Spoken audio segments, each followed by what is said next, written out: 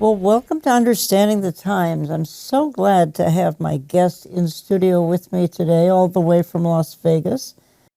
He's no stranger to my audience, and that would be Pastor Billy Crone. You've heard him on my radio program so many times, Billy, I couldn't count it probably. Lost track myself. Yeah, we actually met back in 2013 and Yeah. been working together ever since. And you're in town here for Discerning Our Days with Mark Henry, and I wanted to grab you and just talk to you about some issues that are going on that I find are just, well, you know, what did we think the end times would look like? Right. And we're seeing them play out. So of all the issues that we're seeing played out, and we're going to talk about several of them, from artificial intelligence to the Board of Peace, some other things, but what do you see going on in 2026 here that just kind of astounds you the most, that you find might be the most biblically relevant? And maybe it's more than one issue. Yeah. I mean, I have, you know, rising antisemitism, the rise of wickedness. We see the Epstein issues, October 7th, the state of the church. But talk to me about your perspective.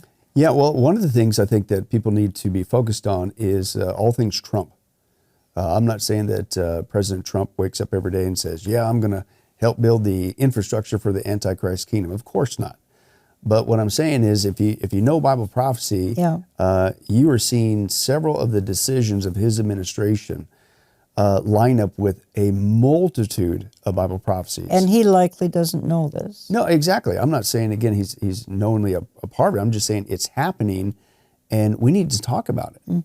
Whether it's the first day in office with launching the AI Stargate program, huge Bible prophecy ramifications on that decision alone. Whether it's what's going in the news right now with Iran and things of that nature, huge, massive prophecy-related issues, and on it goes. So focus, if anything, what's going on with the Trump administration, and I'm seeing a trail constantly going back to prophecy-related issues. Yeah, but some of the things I alluded to here, too, I mean, this incredible rise of wickedness. We have this Jeffrey Epstein information that's just blowing us away with the level of evil that mankind is capable of. Not to mention what happened 2.5 years ago, October 7th, that level of evil. I think that just captivates a lot of people and discourages a lot of believers.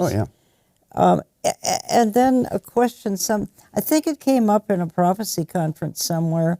Someone said the biggest issue to him was, why are we still here? Oh, well, I'm convinced it's because 2 Peter 3. The scripture is very clear. You know, why are we still here? People act like, well, God's a little slow. Why are we? No. The Bible specifically says, Peter says, God is not slow as some people count, slowness. And he tells us the reason why we're still here, because he's not willing that any should perish. We have a window, Jan, that God has given people to respond to the glorious gospel of Jesus Christ and get saved before Judgment Day, the 7-year tribulation begins. So that's why he wants people. He's not condoning the evil, of course not, right? That's why he's appointed Judgment Day. He's going to have the last word. But we have a window for people to respond and to escape that judgment if they would ask Jesus Christ to save and forgive them. You know, and I do a quarterly print magazine. Folks, you can sign up at our website, olivetreeviews.org. We have an e-newsletter as well. So if you'd like to sign up for Understanding the Times. And I grabbed it on our way into the studio here because I want to refer to an article I wrote and get your perspective. Kings Without Kingdoms. Is the Board of Peace a part of Bible prophecy?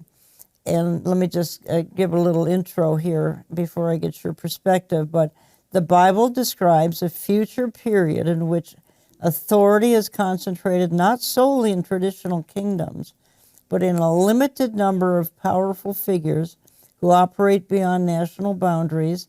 And this is why I'm paying close attention to President Trump's Board of Peace. And then I'm going to give some fast facts here. But first, I want to get your perspective on this because some of the players are kind of to be expected. Now, I mean, Trump is kind of President Trump is the head of it, and he's asking for sort of a $1 billion donation from any country who joins this Board of Peace. But where do you think something like this fits in the end time scenario? I think probably pretty prominently. Yeah, exactly. And your mind, if you know prophecy, you're going like, oh boy, there's some trigger words there. Yeah. This is a global group that really is circumventing the UN. And would like to be a UN. Right, basically. And again, the UN's role for years is to establish a one world government, Yes. a one world religion, and all this kind of stuff. Well, that drives you right back to prophecy. That's the Antichrist kingdom. But it's also called the Board of what? The Board of Peace. And then you go back, my mind goes back to Daniel 9:27. Yes. What is the thing that starts the 7-year tribulation? Somebody is going to broker a peace deal, specifically with Israel. And it's that event that institutes that final week of Daniel's 70th week prophecy, the 7-year tribulation. So could it be, not saying thus saith the Lord, that somebody out of this newly established Board of Peace will be the Antichrist, and help fulfill that prophecy? And my hunch is the organizers and participants don't have that perspective. No. But Satan has his plants everywhere. And I'm convinced that the Antichrist could very well be alive on planet Earth somewhere. Oh, yes. Waiting for the right time. So Prophecy News Watch online says Daniel speaks of rulers who arise suddenly, wield influence disproportionate to their origins, play a decisive role in confirming agreements that directly impact Israel. Revelation later describes 10 kings who ruled briefly, not over historic empires, but through shared authority, leaders who ultimately give their power to one central figure. And again, the Board of Peace seeks to promote stability, restore dependable and lawful governance, and secure enduring peace in areas affected or threatened by conflict. Again, we see the similarities to the United Nations. Do you think it'll be effective? Well, if certainly the vision has its way, I think it will. I think it's going to be a big part of that. I think the UN has demonstrated, and maybe that was the impetus of doing the Board of Peace, they can't get the job done. Yeah. And what's the job? The job is we need to establish, of all things, a one world government, a one world global society economy with biometrics that ties people into it, that the Bible calls the mark of the beast system, but a one world religion. Yeah. And so they've been in existence for how long? After World War II. They can't seem to get the job done. And by the way, they have historically never been friends with Israel. Yeah. But somebody's going to have to come along and broker a deal with Israel. The UN never shows signs of ever doing that because they always go against Israel. Well, here comes a new Board of Peace, Jen. Yes. Completely circumventing, and maybe they're the ones going to get the job done. Well, it says, because the Board of Peace is going to shut out the Prince of Peace. We know that. Mm-hmm. And the Bible verse that leaps out, I think, in our discussion, 1 Thessalonians 5:3, when people are saying there's peace and security, sudden destruction will come upon them. I don't know that if that's going to be the case or not. I have no idea. I mean, I guess the rapture might unleash some sudden destruction on them. But Yeah. I just find this a totally intriguing. I mean, Israel, I believe, will be joining this Board of Peace. Mm-hmm. Is that? Oh, I think so too. Because again, they're going to need to be in a position to fulfill Daniel 9:27, Yes, the yes. trigger. To what? We need peace. So they got to come to the table. Well, it's quite a cast of characters when you've got Israel, Qatar, and Turkey Yeah. kind of all on the same board, Right. same page here. Mm-hmm. So I find that very intriguing. But think about that, Jen. Yeah. That's what's unique about this scenario. Again, the UN that has the same countries involved, okay, always goes against Israel. So here's a new circumvention, the Board of Peace, that seems like, hey, they might actually seemingly get the job done. I want to move on here to another topic while I have you, and something you came up with. You came up with a video series up to 7 years ago, I think. Oh, yeah. on artificial intelligence. And I tell you, Billy, I'm not sure. Somebody said that the two primary indicators of the last days, the two issues and entities that are going to contribute the most to the final days, obviously Israel's rebirth as a nation, and secondly, artificial intelligence, because the ability of artificial intelligence. My pharmacy just called me yesterday and said, hey, we've got your prescription ready. It was all artificial intelligence talking. Well, they used to have somebody who had to stop their day and go look up in the computer and then make a phone call, and now artificial intelligence is telling me all about it. But would you agree that artificial intelligence, or AI, could be on the level of the rebirth of Israel as it concerns end-time significance? Yeah, without a doubt.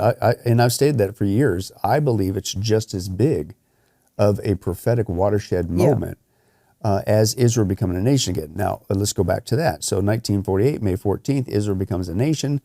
What's the big deal? Well, it's a big deal is because the 7-year tribulation clearly involves Israel.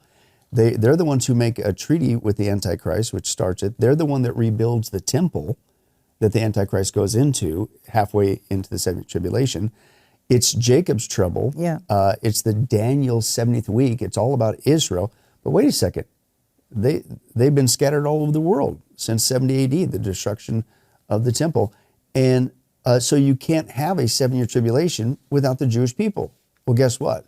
You can't say that anymore. That's the big impetus and importance of 1948. They're back. Okay, but here's the deal. I believe we just saw another one with the birth of AI. Because also what goes on in the 7-year tribulation is Revelation 13 clearly says that the Antichrist and the false prophet literally micromanage the whole planet. Not a country, not a region, the whole planet. To the point where every single financial transaction will be monitored in real time, 24/7. They'll control all the buying, all the selling. All the buying and selling. They're going to be able to give out a global order because it's a global context. They're going to know where anybody is at globally because it says if you don't obey the order, they're going to kill you.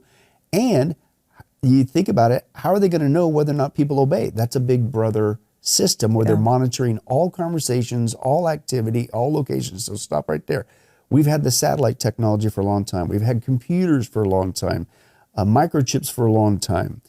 But there's one thing that we've never had, Jan, to pull off Revelation 13. We haven't had the infrastructure. Because you can't hire what? Are you going to hire 1 billion people to stare behind screens to monitor all this activity, the transactions, the people? Good point. You can't. It's not feasible. You need something superhuman. All right. There's AI.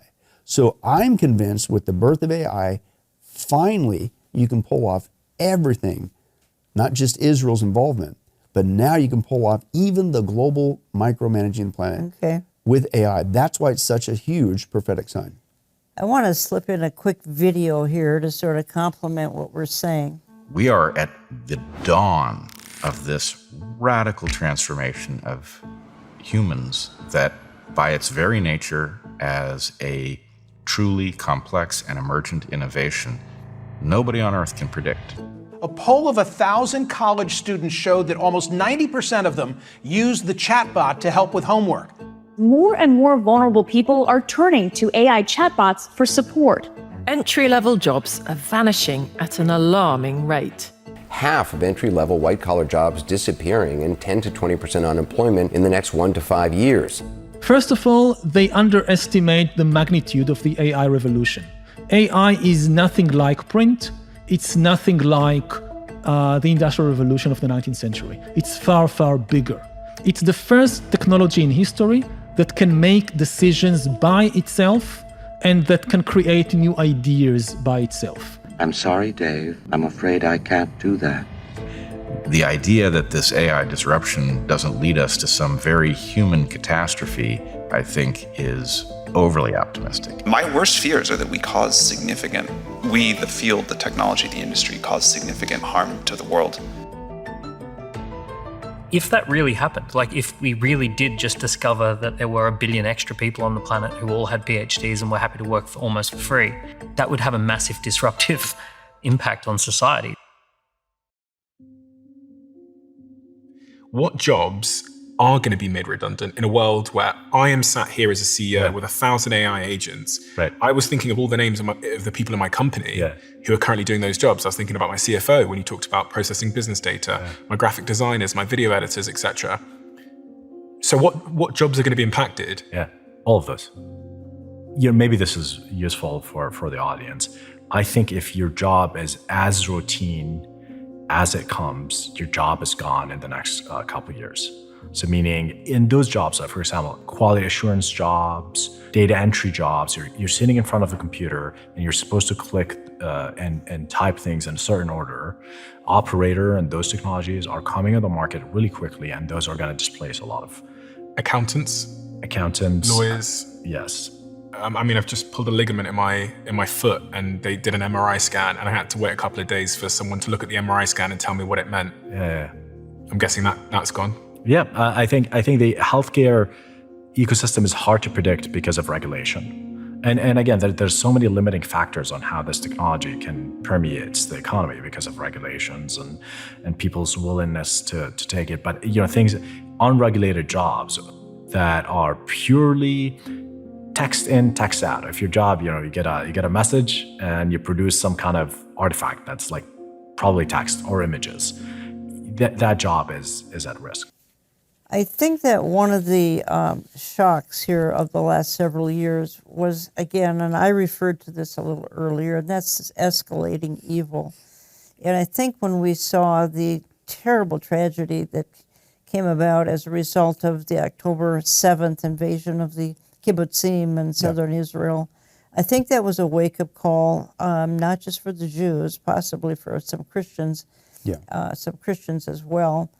And I think one of the astounding things that hit me was the number of emails and other communications I got from people who said, you know what, our church didn't even talk about it on that next day, October the 8th, which was a wake-up call to those people who thought they were in a real solid church, and then all of a sudden they chose to ignore it. How do you ignore the second most stunning event to the Jewish people since the Holocaust?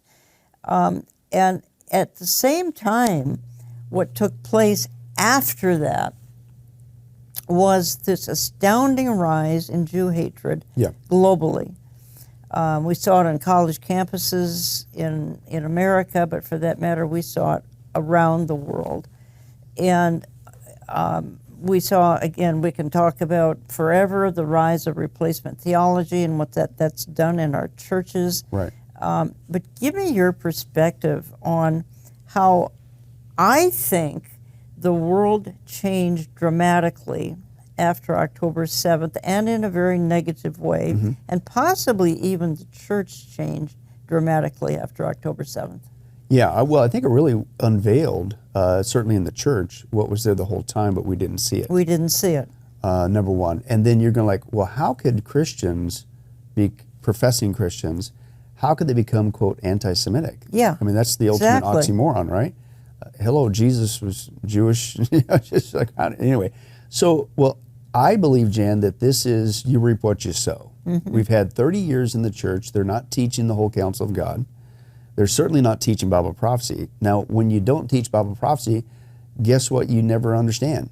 You never understand the future, not just of the church, the future of Israel, right? So you're setting people up to buy into the lie of replacement theology, the lie of replacement because theology. You're not talking about the future. When you talk about the future, as we already talked about, God's not done with Israel. They're a big major player in the 7-year tribulation, and on it goes. But if you don't talk about it, you fall for the lie. So I think we're seeing from the church's point of view, you reap what you sow. You got these, I call them hirelings in the pulpit, whether they're saved or not, I don't know, but they're not there to teach you. They're not to make you a disciple. They're there to tickle your ears, and here's what you get. Well, the Bible is so clear about some of the things we're talking about. I mean, if we had time, we'd read Romans 9, 10, and 11. It just simply says, you know what, folks, God's not finished with Israel. And Right. you ought to take some comfort in that, Christian, because if he could be finished with Israel, he could be finished with you too. If you mess up, Right. He's done with you. But he's a covenant-making God and a covenant-keeping God, and that ought to be a comfort to the church. And yet the church decided, not all, thankfully, but many churches decided, ho-hum, this is no big deal. There's always trouble in Israel, and they're probably the cause of it anyway, because they probably did something to the people in Gaza. No, in fact, the kibbutzim that were attacked in southern Israel were, let's just say, an old-fashioned word, the peaceniks of Israel. Yeah. They were there to think that they could get along with Islam and learn a terrible lesson you can't. Right, exactly. Well, you mentioned Romans 11. I like what Paul says there. He not only says that God's not done with Israel. Yeah. They're under a temporary, not a permanent, blindness or hardness because he's not done with them. But he does say there that we should be grateful because we're only grafted in as the church. But he specifically says there, I'm telling you this, why? So you don't become conceited. Yeah. And get Yeah. a big head, act Yeah. like it's all about you. And so that's exactly what people are doing, Jan. They're conceited, acting like God's done with Israel, and they're clearly not.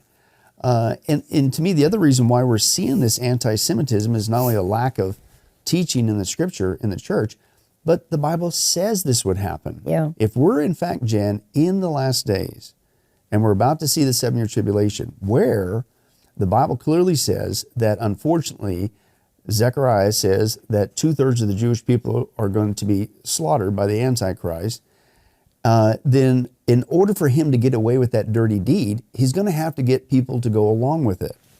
So my point is, so therefore, if we're getting close to the 7-year tribulation, we should expect, we don't condone, we need to call it out, but we should expect this anti-Semitism. And Jan, ever since the October event, it is on steroids, and it is getting worse. It's getting even worse now, even with now the Iran issue that's going on in the news right now. It's just exploded, and there's no signs of it stopping. Let me transition into the Iran issue. We need to talk about it.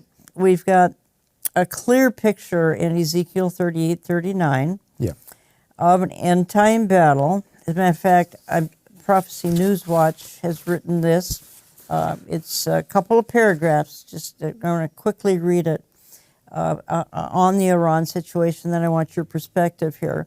So where do we go from here, they write? First, we stop pretending that removing senior tyrants automatically produces peace. Sometimes it does the opposite. Sometimes it leaves behind a younger, angrier, less restrained generation convinced that they have inherited a holy war. Second, any negotiation effort must begin with the hard truth. There can be no durable peace until there is a durable authority capable of enforcing it. You cannot negotiate meaningfully with fragments. You cannot sign a deal with men who may be dead by next week at the hands of their own subordinates. And finally, the West must understand there is no longer just a military problem. It is a civilization one. Iran is now confronting the fruit of decades of ideological radicalization. We've talked about that forever, and the coming Mahdi, etc. When a regime categorizes children into revolutionary hatred for a generation, eventually those children go up, put on uniforms, and start making decisions. That is the stage we may be entering now. And if so, the fall of Iran's old masters may not be the end of the danger. It may be the beginning of the most reckless chapter yet. So we all know, okay, let's just say that President Trump is able to, he already has accomplished some incredible, well, my goodness, he's neutralized just about everything that's a danger over there, from weaponry to you name it. It would appear that the regime is clearly defeated. It would appear that there's another chapter coming. Right. It's called Gog and Magog. Right. And are we going to transfer from war to peace to war? I think so. Oh, yeah.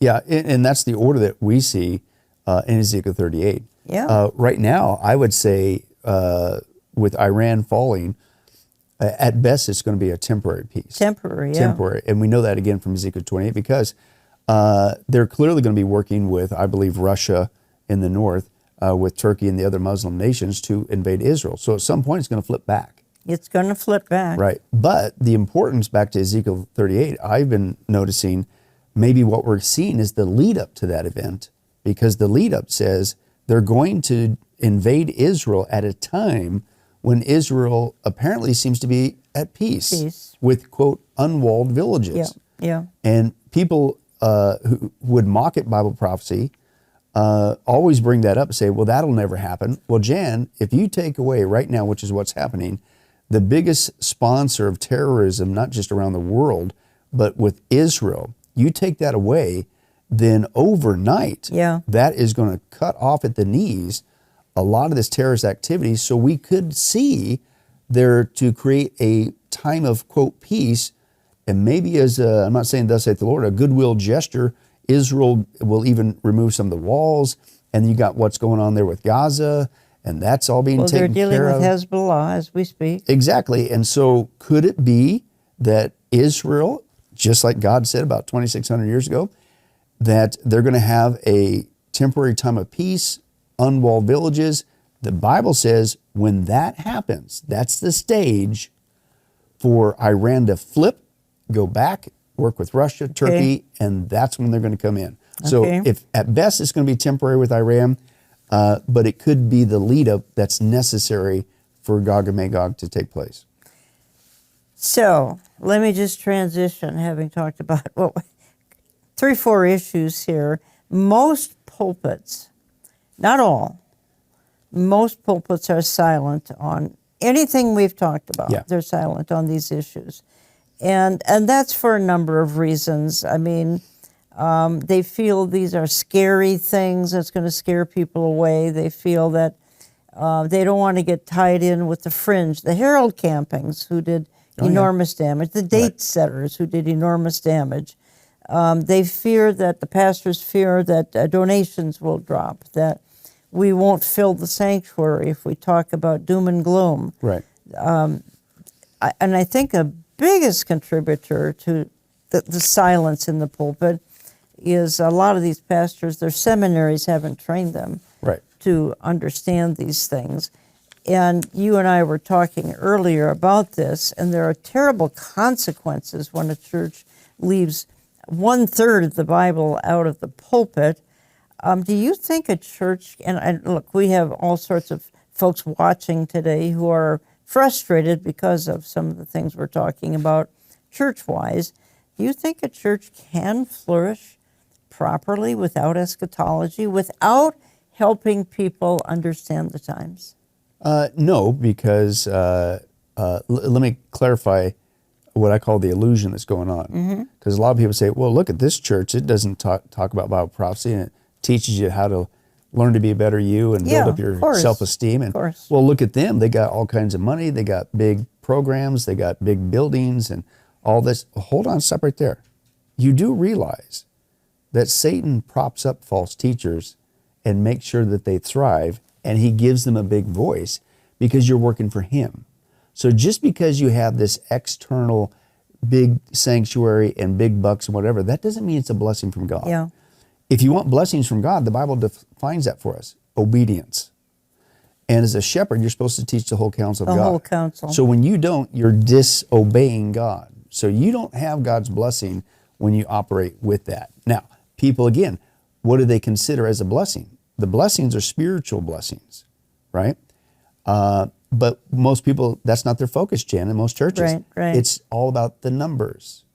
It's all about the finances. And so if you preach a bunch of fluff, and if you throw out a bunch of syrup, you're going to get a bunch of flies. But we're not here to fill up buildings with flies. We're here to build disciples.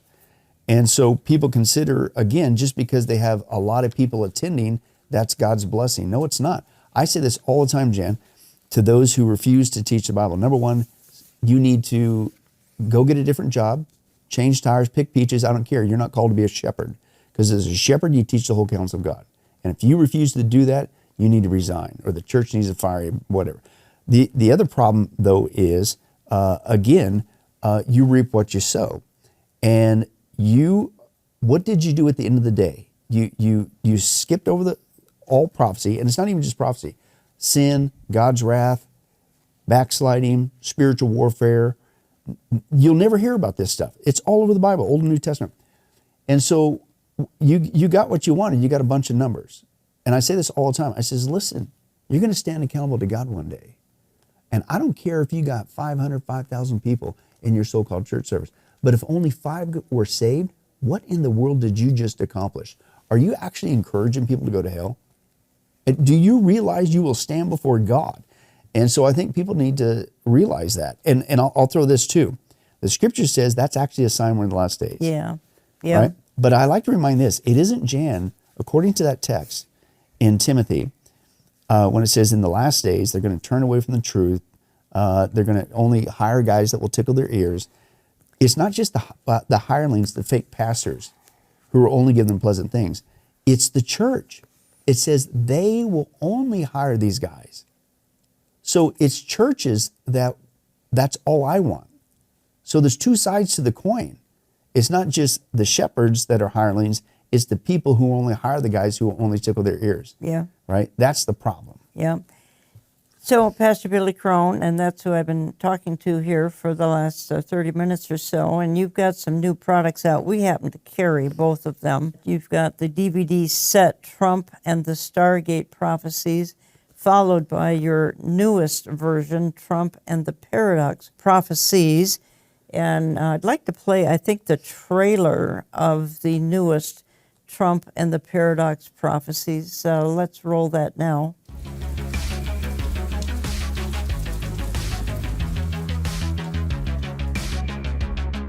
We need Greenland for national security and international security, so I think we'll go as far as we have to go. We need Greenland. To further enhance our national security, my administration will be reclaiming the Panama Canal. A journalist asked him, could you assure the people of the world that in light of your comments about Greenland and the Panama Canal, that you won't try to achieve these goals by military force? And Trump's response to the journalist was, no, I cannot assure you of that. So I'm going to show you the new map of the United States of America. And you may not be able to see this very well. We have 50 states in the United States, but this is mega regions. Mega regions. We should hold a contest to charter up to 10 new cities and award them to the best proposals for development. In other words, we'll actually build new cities in our country again. These freedom cities will reopen the frontier, reignite American imagination. Trump's team is now pushing Real ID because, nothing says freedom like biometric checkpoints and a federally controlled surveillance database, conveniently rebranded as airport security. And that is why today I am announcing this government will make a new free of charge digital ID mandatory for the right to work by the end of this Parliament. Listen to this. Instead of carrying your wallet in your back pocket or your purse, a tech company wants you to keep it under your skin. Once you set up your card info in the company's app, look at this. It says payments could be as easy as swiping your hand over a card reader. Many Americans are unaware that behind the scenes, the technical backbone of the financial system is decades out of date, many, many years out of date. Under this bill, the entire ancient system will be eligible for a 21st century upgrade using the state-of-the-art crypto technology. Elon Musk's contract, it's a $1.8 billion classified contract with a project called Starshield, which is basically the military industrial complex intelligence network side of Starlink. Every aspect of our lives has been reshaped by technology, from the way we get around, the way we seek information, and the way we communicate. It's easy to think that if only our technology advances enough, we'll finally be satisfied. The fact is, we remain shackled by our primitive Darwinian brain. The team from Oregon Health and Science University made an embryonic clone of a human from a person's skin cells and donated eggs. Cloned human embryo. You don't have any answer in the Bible what to do when humans are no longer useful to the economy. You need completely new ideologies, completely new religions, and they are likely to emerge from Silicon Valley. The reason OpenAI exists at all is that Larry Page and I used to be close friends, and I would stay at his house in Palo Alto, and I would talk to him late into the night about AI safety. At least my perception was that Larry was not taking AI safety seriously enough. He really seemed to be sort of the digital superintelligence, basically digital God, if you will.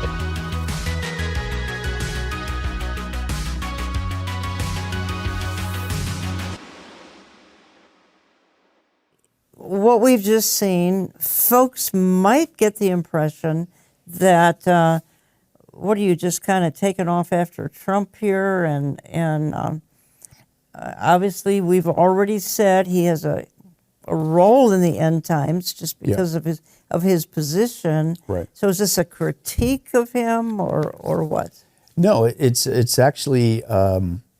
I say this all the time. I'm not saying Trump's waking up every day and I'm going to do this for the Antichrist. Of course not. Of course not. Right. I'm just saying, and I'll just put it this way. Newsflash, Jan, you do realize that prophecy did not stop just because Trump got into office again. It accelerated. It accelerated. And you know why it's accelerating? Because it's become, I'll say this word, it's become almost illegal to talk about it, because the moment you say anything, and I'm not saying he's doing it on purpose, I'm not saying he's working for the Antichrist directly. I'm just saying it's happening. It's Bible prophecy related. And here's the point. Since when did it become illegal to talk about it? But that's the dichotomy that we're in. If you say, first of all, we called the second one the paradox prophecies. Yeah. Because we're in a paradox. And I'll give credit where credit's due. I'm glad that Trump is a supporter of Israel. That's biblical. I'm glad that there's certain aspects of the economy that seem to be turning around. Well, we're grateful the border is sealed. And all that. So I'll give credit where credit's due. We're truth tellers as Christians. However, just because I bring up an issue like, hey, the first day in office, he launched the AI Stargate program, which is putting Revelation 13 on steroids. Does that make me anti-American or a communist, leftist, liberal? Of course not, right? Why can't we talk about it? The paradox, we deal with the Tin Horn Kingdom, the planet being split up into 10 regions, Revelation 17. I think Trump's decisions is playing into that role. Am I, now anti-American again? And no, I'm just saying it's happening. And so, but that's the paradox. So he's doing some good things. I'll give credit where credit's due, of course. However, paradoxically, a lot of his decisions are lining up with prophecy, and we need to talk about it. Sure. Because it tells us that our departure's near, we need to get the gospel out, and if people aren't saved, you need to get saved.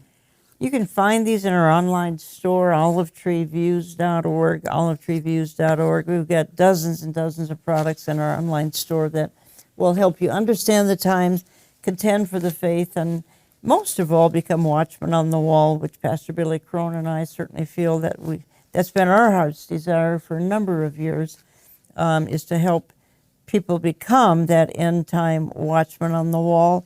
And quickly, Billy, our time has run out here, but you have a new assignment. Why don't you give us a paragraph on it and how folks can find more information on it? Yeah, the Lord has allowed us, Jan, to go into a new direction, and that is going after the remnant. Mm-hmm. I've had the privilege of meeting and the remnant around the world, literally, over the last many years and teaching all over the planet. And I've met so many Christians who are dying on the vine. They don't have a shepherd. Yeah. They don't have a church. And it's not because they're lazy. It's because you think we have it bad here in America. You ain't seen nothing. Yeah, I know.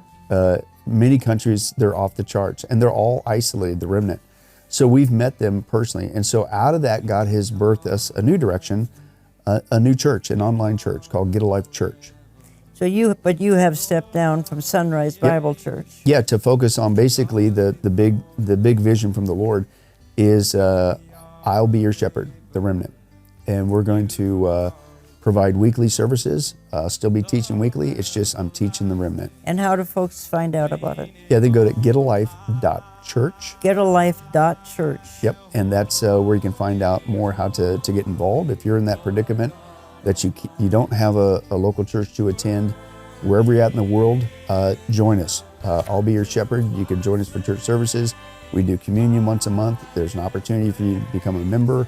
Send in your prayer requests, and we're going to be encouraged each week. Let's go out there, wherever you're at in the world, and let's make a difference for Jesus Christ. Well, you state here that this should not be a replacement for your local church if you have a local church. Right. Oh, absolutely. I say it all the time when I speak at local churches who have a good shepherd. I says, you need to take that guy on a cruise, you need to buy him lunch, do something for him, because that's the rarity. Yeah. But if you're blessed to have a local church, by all means, you need to stay connected, give them your support. What we're going after is the people we've met around the world who don't have a church. Yeah. There is no option. I get emails daily. Yeah, exactly. Mm-hmm. Okay, I'll be your shepherd.